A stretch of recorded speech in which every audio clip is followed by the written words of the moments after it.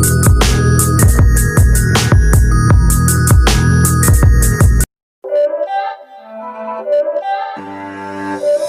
not a game, it's a rich thing.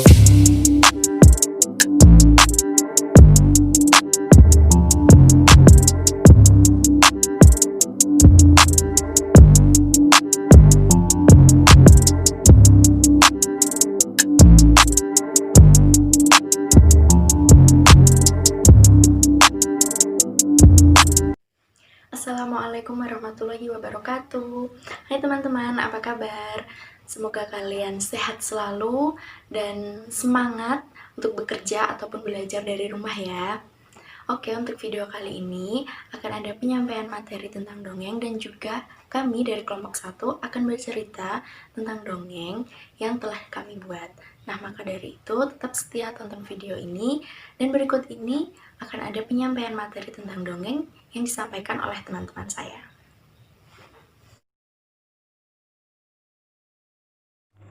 Ya, saya akan menjelaskan tentang pengertian dongeng.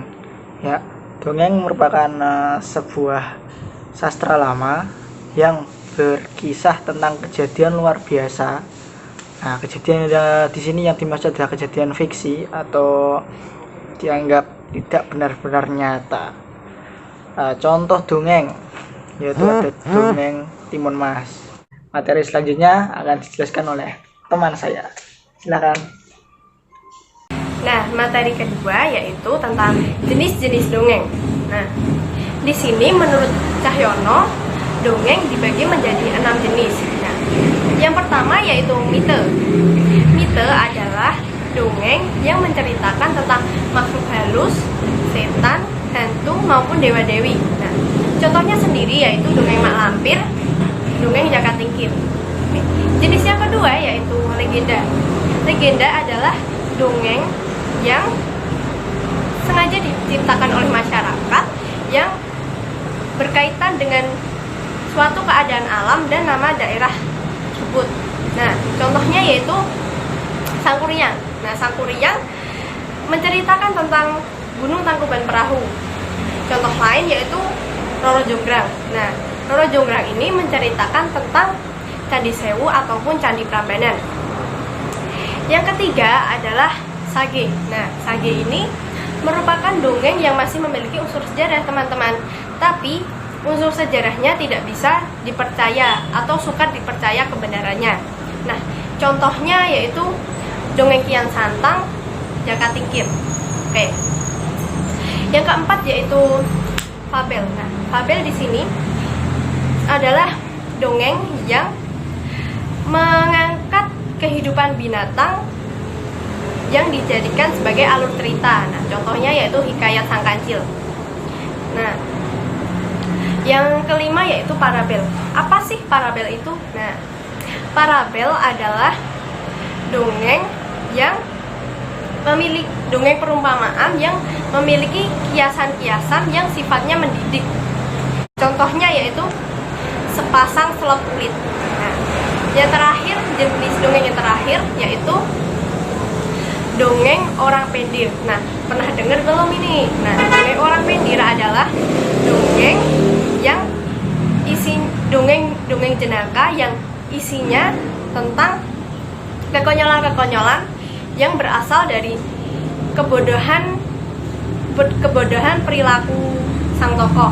Nah, nggak hanya kebodohan aja, tidak hanya kebodohan saja, tetapi juga kecerdikannya yang bisa membuat gelak tawa. Nah, contohnya yaitu si Kabayan, si Petruk, Semar dan Bagong.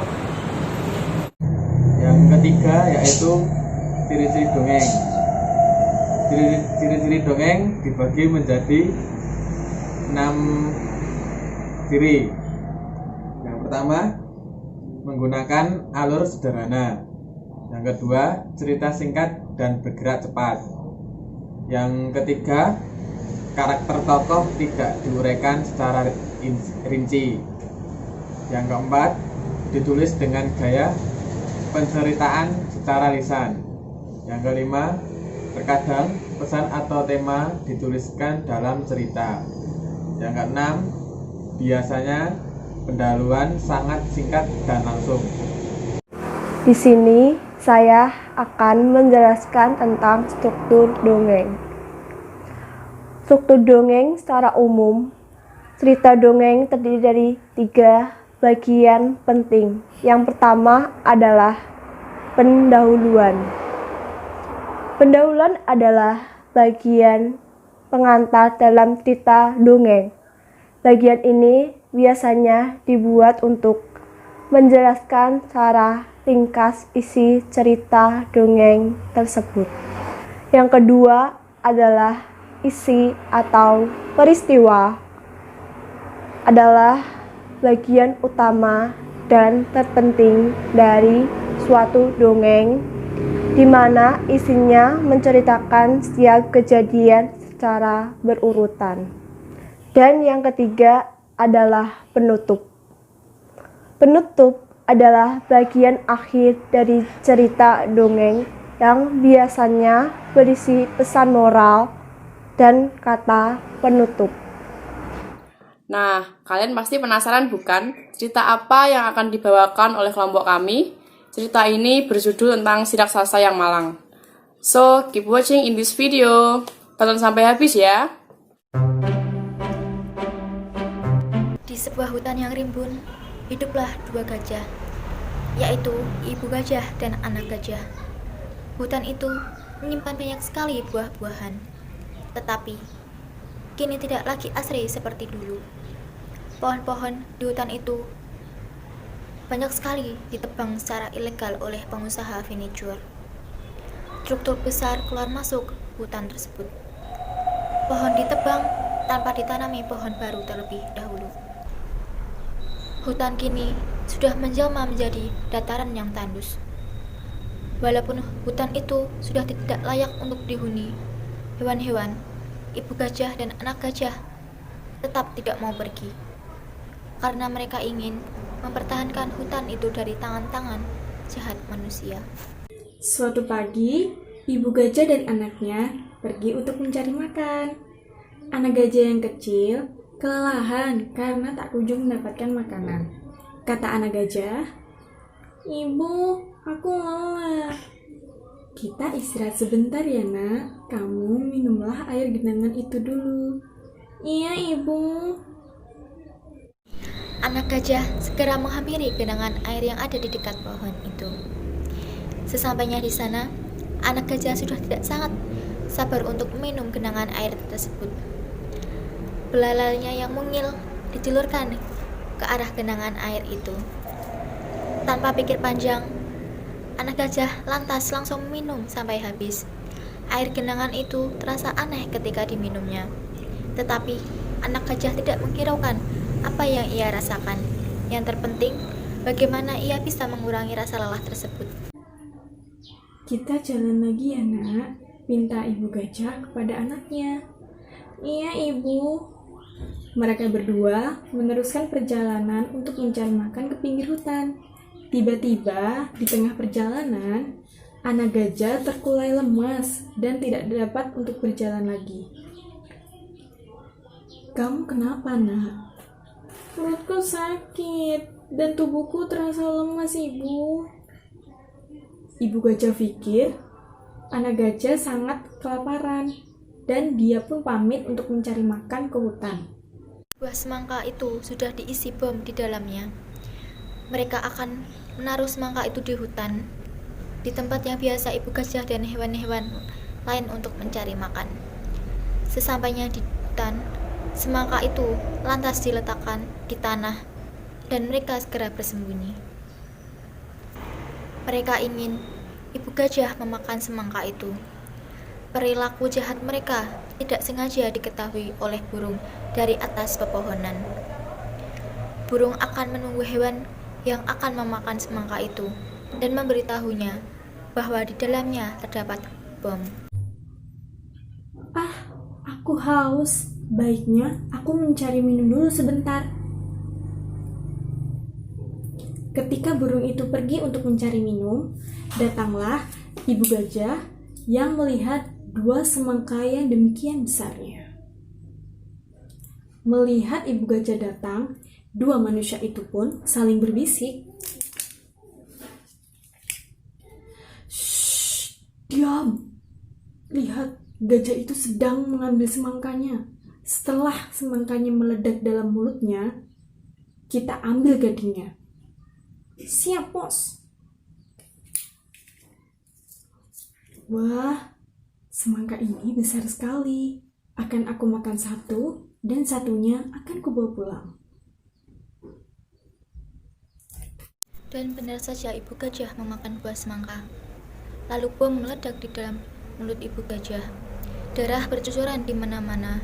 Sang burung datang dan terlambat untuk memberitahu ibu gajah. Tetapi burung melihat dua manusia yang hendak menembak ibu gajah. Lantas burung itu menyerang dua manusia dengan mematuk kepalanya. Akibatnya, dua orang manusia tersebut tidak jadi untuk menembak ibu gajah. Ibu gajah merintih kesakitan dan memanggil sang burung. Hei burung, tolong bantu aku untuk menyerahkan buah itu kepada anakku. Dia tak berada jauh dari sini. Dia di sana sedang kelaparan. Tetapi aku harus menolongmu terlebih dahulu. Tidak, pergilah. Nanti kau baru tolong aku. Baiklah. Burung pergi untuk mencari anak gajah dan segera memberikan buah-buahan. Keracunan yang diderita oleh anak gajah sedikit demi sedikit berkurang akibat memakan buah-buahan yang diberikan oleh burung.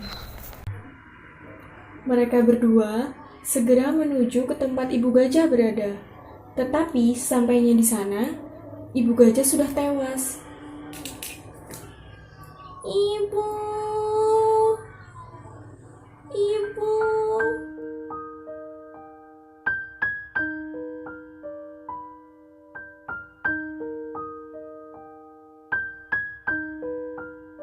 Semua hewan yang mendengarnya tampak iba, dan hutan tampak sepi, karena seluruh hewan turut bersedih.